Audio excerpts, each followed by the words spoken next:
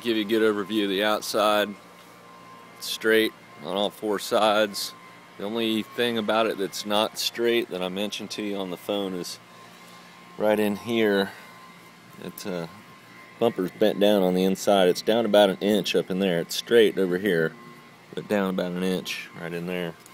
I don't know how well you can see it with the light out here, but I don't know how that happened. It's like that when I bought it. It's got a receiver hitch. I just took the ball off for the truck we just bought. Let's see, what else can I tell you? Everything. Oh, I mentioned to you the rust on the rims. They're all like this, mostly on the hub. Just a little bit up in here. Tires are in great shape. I don't know if you can tell by my finger how much tread is in there. Just a couple of little things on the body. I mentioned to you about some of that paint starting to flake off. And this is an area where the paint flaked off and it was bare metal, so I just shot it with some primer. I see here this morning I gotta put a little more on there, but the paint, it's a good example of the white on top of the red. I can flake that off in some spots with my finger, like up in here. You can see around the chrome of the windows it's kind of flaking. This is a good spot to show you here. I could just take some of that, but the red's in great shape underneath the white. I just don't know. Looks like they didn't do any prep work at all. So, let's see what else. There's tiny amount of just pinhead surface rust type stuff on the running boards. It just started showing up here last year. I haven't done anything about it. Just it's pretty insignificant, but there's some of that paint flaking off. Just another shot of the tread. Get a feel for that. Somebody swiped the Ram Charger words off before I bought it. I've not lost the Ram. Nobody has stolen the Ram off of me. Up on top here you can see some of that paint starting to flake off there in the grill. The window seals are all good. There's no leaks. It's not real pretty, but they're watertight. Front bumper's in great shape. Straight.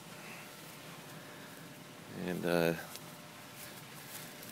don't know if you can see this or not. There's just a small spot of rust right there and a little bit of orange right here that I noticed a couple months ago. I haven't done anything about it yet, but I was going to knock it down with some Ospo and prime it. Some paint's flaking a little bit there. There's another good shot of the tire treads. And situation with the rims. That's probably the worst one right there.